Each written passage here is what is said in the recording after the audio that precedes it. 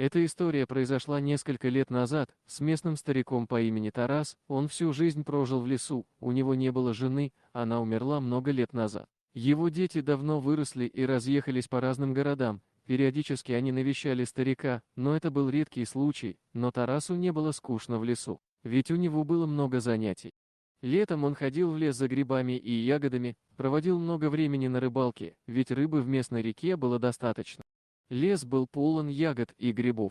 Старик любил сидеть на камне возле реки и слушать шум природы. Тарас по-настоящему ценил время, проведенное в лесу, это приносило ему счастье и умиротворение.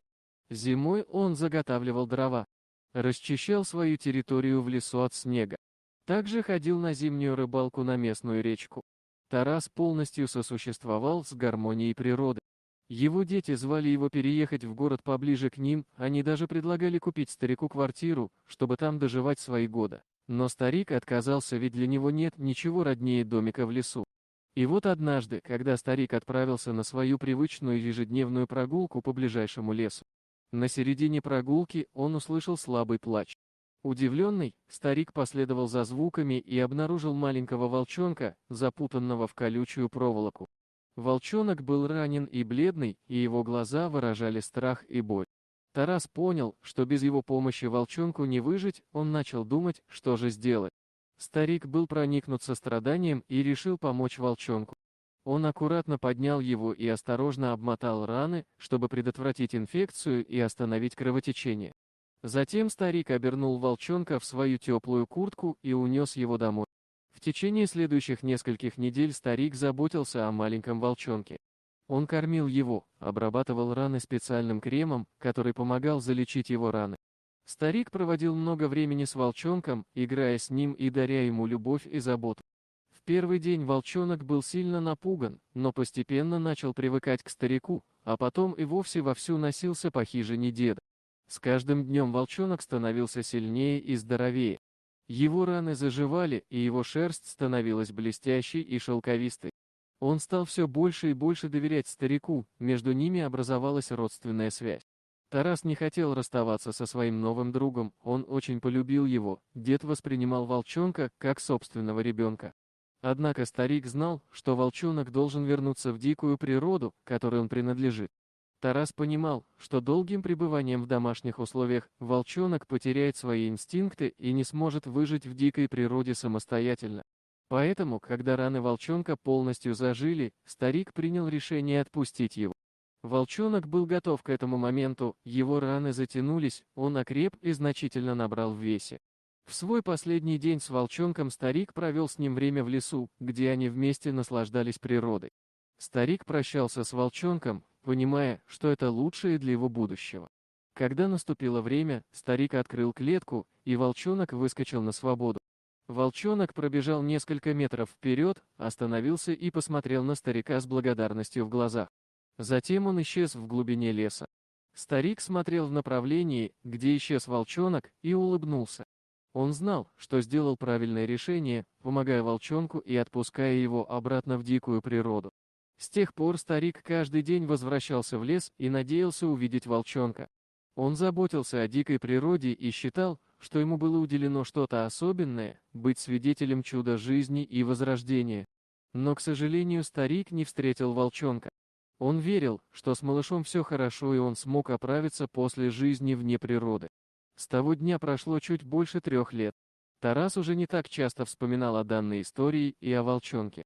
Одним летним утром, когда лес был наполнен звуками природы, старик отправился полюбоваться прекрасными видами таинственного леса. Он гулял, слушал пение птиц и наслаждался природой, попутно собирая еловые ветки для банных веников.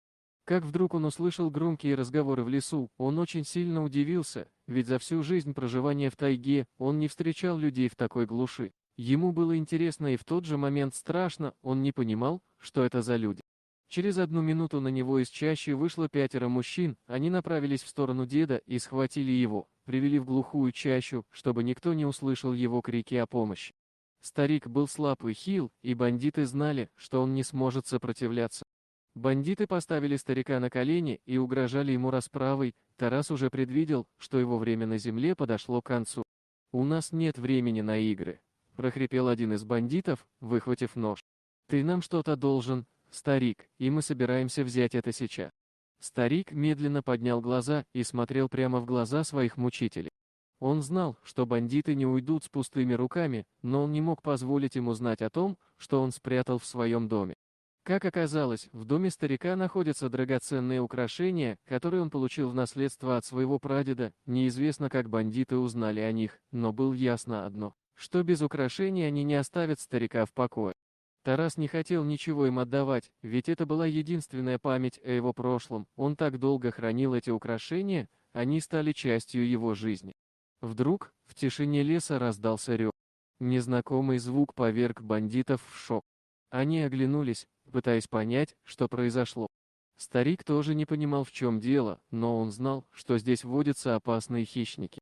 Как вдруг из гущи кустарника выбежал волк, он скалился на людей и всем своим грозным видом показывал свое превосходство над ними. Волк был мощным и величественным, его глаза сверкали ярким огнем. Старик узнал волка сразу. Это был тот самый волчонок, которого он спас много лет назад. Волк не забыл, как старик спас его, и теперь он решил отплатить долг. Он взглянул на старика, словно спрашивая разрешения, и впервые за много лет старик улыбнулся. Он знал, что волк не оставит бандитам шанса. Волк рванулся вперед, с громким ревом, заставив бандитов отступить. Они были ошеломлены и не ожидали такого поворота событий. Волк бросился на одного из бандитов, своими острыми зубами закусил его за ногу, и бандит закричал от боли. Другие бандиты попытались остановить волка, но он был слишком быстрым и ловким. Волчонок прыгал с одного бандита на другого, нанося им смертельные укусы. Бандиты кричали и паниковали, не зная, что делать. Им даже не помогло их оружие, которое против разъяренного волка было бессильно. Старик наблюдал за событиями с глубоким чувством благодарности и гордости. Он знал, что его старый друг не подведет его. В скором времени бандиты поняли, что они не в состоянии справиться с волком, и бесславно побежали прочь. Волк кинулся вдогонку за бандитами, но убивать их не стал, и они спешно покинули лес. Когда все закончилось, волк вернулся к старику и лизнул его по руке. Старик погладил его по голове и сказал: «Спасибо, старый друг. Ты спас мне жизнь, и теперь мы в расчете». Волк взглянул на старика, словно улыбаясь, и медленно исчез в лесу. Старик понял, что волк уже не нуждался в его защите. Он нашел новую свободу и счастье в дикой природе.